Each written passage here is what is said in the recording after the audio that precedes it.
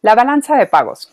Vamos a hablar un poco de la balanza de pagos y lo importante que es que los países registren los ingresos y los egresos que tienen de forma internacional. La balanza de pagos tiene que ver con las transacciones que tienen entre países. Estamos hablando únicamente de esas transacciones financieras que cruzan fronteras de forma internacional. Entonces, ya sea que sean los residentes de los países, las empresas o los gobiernos que hagan estas transacciones, pero se va registrando qué sale y qué entra a una nación.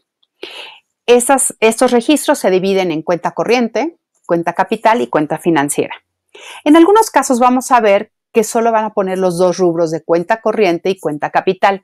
En ese caso, la cuenta financiera viene incluida dentro del rubro de cuenta capital, pero normalmente está en los tres rubros: cuenta corriente, cuenta capital y cuenta financiera.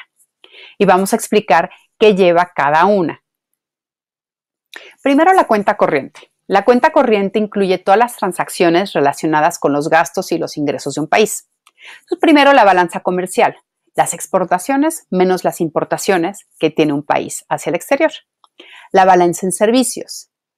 Esas transacciones financieras, esos pagos por servicios no tangibles, ¿no? Lo que son seguros, asesorías y estas transacciones financieras. Luego también ingresos por inversiones y pagos. Si empresas o países invierten y tienen algún rendimiento de esas inversiones, ya sea pago de intereses o pago por dividendos, esos ingresos entran a la cuenta corriente. Y finalmente, las remesas y transacciones oficiales entre países. Las remesas en ese sentido son todo lo que entra desde el exterior que envía o los ciudadanos de un país o las empresas de un país. Entonces, por ejemplo, si un nacional sale de su país a trabajar a otro país y manda dinero a su país, es considerado una remesa. Pero también si una empresa sale de su país y tiene buenas ganancias en otro país y decide enviar esas ganancias otra vez a su país, también es una remesa. Entonces, las remesas en América Latina hablamos mucho de los nacionales que salen del país y que envían dinero a casa como parte de las remesas. Y eso sí es un ingreso muy importante. Pero también hay que recordar que las empresas transnacionales envían sus ganancias, repatrian sus ganancias y también se considera en este rubro de remesas. La cuenta capital realmente es bastante pequeña.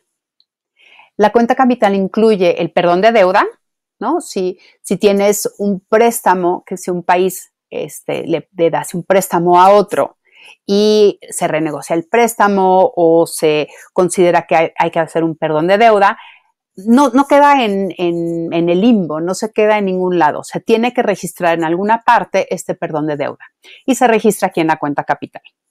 También los impuestos por herencias, por ejemplo, internacionales, esos impuestos que pueden llegar a pasar, pero tienen que cambiar de país y tienen que decidir a quién va a ir ese país, o sea, a quién le van a pagar esos impuestos. Esos son los impuestos por herencias internacionales. La venta de activos, si un nacional sale de su país o una empresa sale de su país y llevando con ellos su menaje, si decide después vender su menaje, esta parte se considera parte de la cuenta capital. Finalmente, la cuenta financiera, que eso es mucho más interesante en cuanto a equilibrar la balanza de pagos. Lo primero es inversión en portafolio. Entonces, en ese sentido, aquí hay bonos, acciones, derivados, ¿no? Ya sea que un país se capitalice expendiendo bonos o acciones, o si está invirtiendo en bonos y acciones en otro lado.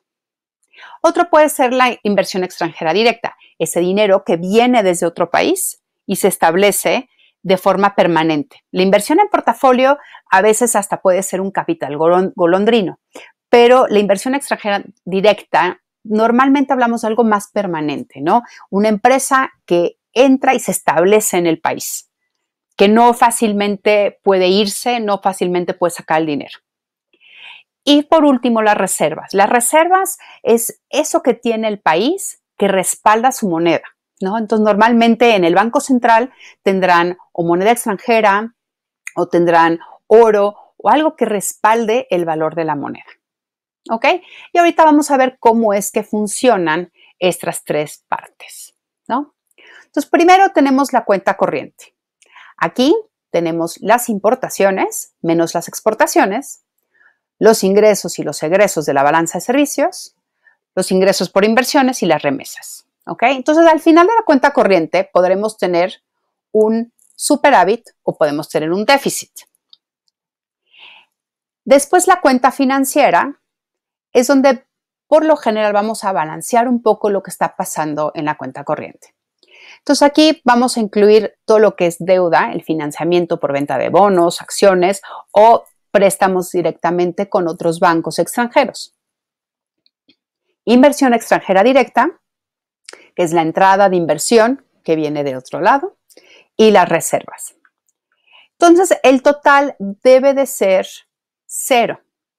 Ahora, no siempre va a ser 0 porque van a haber discrepancias en la contabilidad. Y acuérdense también que la balanza de pagos normalmente se toma un periodo de 1 año, ¿no? Entonces, en ese año, tomas el principio y el fin del año, pero no necesariamente todas las transacciones se llevan a cabo en un año calendario, por decir. Entonces puede ser que algunas de esas transacciones estén por entrar o por salir y no necesariamente se contabiliza todo en 0. Pero la manera que funciona es esto. Si tú tienes un superávit en la cuenta corriente, y normalmente eso pasa cuando tienes mayores exportaciones que importaciones o egresos, mayores ingresos que egresos en servicios. Si tienes un superávit en la cuenta corriente, entonces lo que vas a tener que hacer es pasar ese dinero a algún lado en la cuenta financiera. Entonces, ya sea entrando, o sea, comprando bonos, comprando acciones, invirtiendo en otro país de forma pasajera, ¿no? Con estos instrumentos financieros, o llevando empresas o alguna inversión hacia el exterior o ingresándolo a tus reservas. Entonces, si tú tienes un superávit, puedes o invertir en otro país o poner en tu reserva. El problema es que si metes el dinero a tus reservas, incrementas tus reservas y puede causar una apreciación de tu moneda. Si tu moneda se aprecia, entonces tus exportaciones se vuelven más caras y tus importaciones se vuelven más baratas. En este sentido, la balanza de pagos se va a equilibrar, porque si se aprecia tu moneda, este superávit que tienes en la cuenta corriente, al hacerse tus exportaciones más caras y tus importaciones más baratas, va a llegar un momento que vas a exportar menos, vas a importar más y no vas a tener un superávit en la cuenta corriente. ¿Ok? ¿Qué pasa si tienes un déficit en la cuenta corriente? Entonces, si al final de la cuenta corriente tus exportaciones son bajas, tus importaciones son altas, tus ingresos de servicios son bajos y tus egresos son altos, entonces lo que vas a tener es un déficit en la cuenta corriente. Ojo, este déficit no es el déficit nacional. Estamos hablando únicamente de la balanza de pagos internacional. El déficit interno es totalmente aparte. Si tienes un déficit, lo tienes que balancear de alguna forma. Tienes que financiar tus importaciones, tienes que financiar todas esas transacciones con algo. No puede estar en el aire. Entonces, ¿cómo lo vas a financiar? Bueno, del lado de la cuenta financiera lo puedes o financiar con deuda, ya sea expendiendo bonos o acciones o pidiendo prestado a bancos extranjeros. Puedes financiar tu cuenta corriente, un déficit en la cuenta corriente, trayendo más inversión extranjera directa. Ojo, si atraes empresas extranjeras a tu país, tiene la gran ventaja de que pues rápidamente, sin endeudarte, puedes corregir un déficit de la cuenta corriente. Pero puede causar otro problema a largo plazo, que estas empresas que se establecen en tu país, si tienen ganancias, van a regresar el dinero a su país de origen. Entonces, causa una salida en este rubro de la cuenta corriente de remesas. Entonces, la inversión extranjera directa puede incrementar, o sea, puede ayudar muchísimo en incrementar el dinero que tienes disponible para balancear la cuenta corriente, pero a la larga puede causar que mayor salida de dinero con las remesas. Y finalmente, puedes usar tus reservas para financiar el déficit de la cuenta corriente. ¿Qué pasa cuando usas tus reservas para financiar la cuenta corriente? Es que puede causar que se deprecie tu moneda. En este sentido, también causa la corrección. Si tu moneda se deprecia, hace que tus exportaciones sean más baratas y tus importaciones más caras, causando que otros países te compren más y que tus nacionales o las personas en tu país compren menos desde el extranjero. Ok, entonces vamos a hablar un poquito qué pasa con los déficits, ¿no? El déficit en la cuenta corriente nos dice algo. Entonces, puede ser que el déficit sea por causas de demanda, ¿no?